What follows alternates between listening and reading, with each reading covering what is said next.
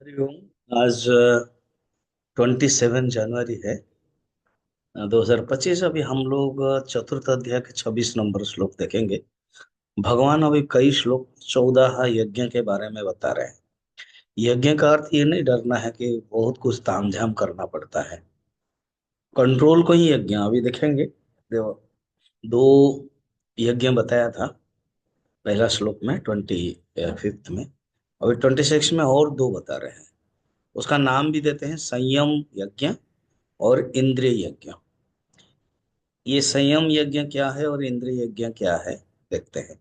श्री भगवान उवाच श्रोत्रादीनीन्द्रियाण्यन्ये श्रोत्रादीनीन्द्रियाण्यन्ये संयमाग्निषु जुहति शब्दादीन् विषयानन्ये इंद्रियाग्निषु जुहति।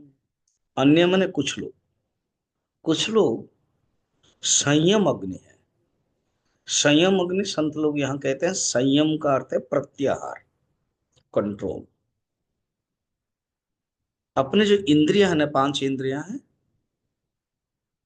श्रोत्र तक चक्षु रसना घ्राणम, कान, चर्म, आंख, जीवा और नासिका।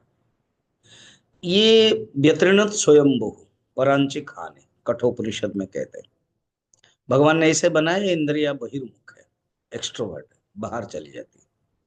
तो उसको कंट्रोल कैसे करें? प्रत्याहार के द्वारा, धारणा के द्वारा। तो यहाँ कहते हैं संयम रूपक जो अग्नि है, उसमें इन पांचों को, जो ज्ञानेन्द्रिया, उसमें डालो। ये संयम अग्नि बताया, संयम यज्ञ हो गया। तो ये तीसरा नंबर है। अच्छा, एक संयम शब्द एक टेक्निकल शब्द है।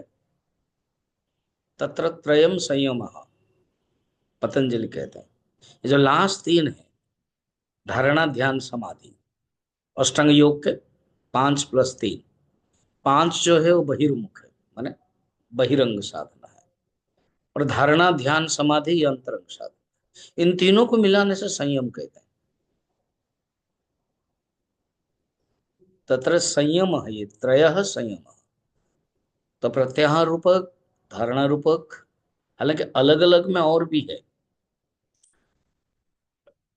स्पष्ट रूप में भगवान बताएंगे। भगवान अष्टांग योग को स्वीकार भी करते हैं, षष्ठ अध्याय में है, हम लोग देखेंगे।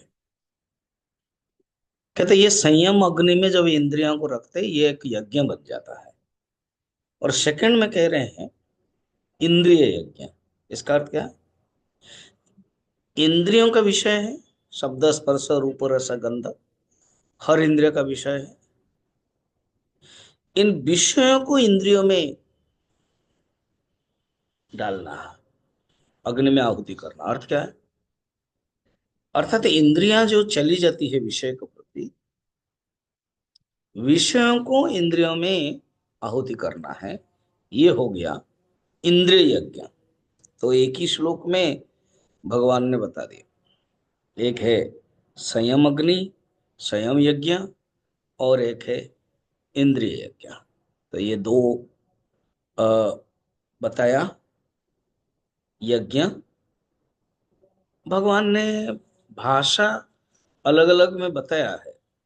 गुणा गुणेशु वर्तन्ते इति मत्वा न सज्जते, तृतीय अध्याय में। इंद्रियाणि इंद्रियार्थेषु वर्तन्ते इति धारयन्, ये भी चतुर्थ अध्याय में ही पहले बताया। तो ये सब कंट्रोल करने के ये उपाय है।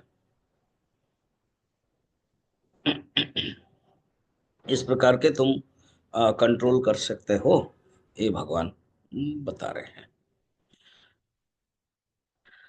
तो ये दो यज्ञ, तो देखा, यज्ञ का अर्थ है कहीं लकड़ी आदि हवन आदि अग्नि नहीं है, अपने आप में बैठ गए। आगे तो कहते हैं जप यज्ञ, यज्ञानम जप यज्ञोस्मि, भगवान विभूति योग में कहेंगे। अब ये जप यज्ञ के बारे में बताएंगे।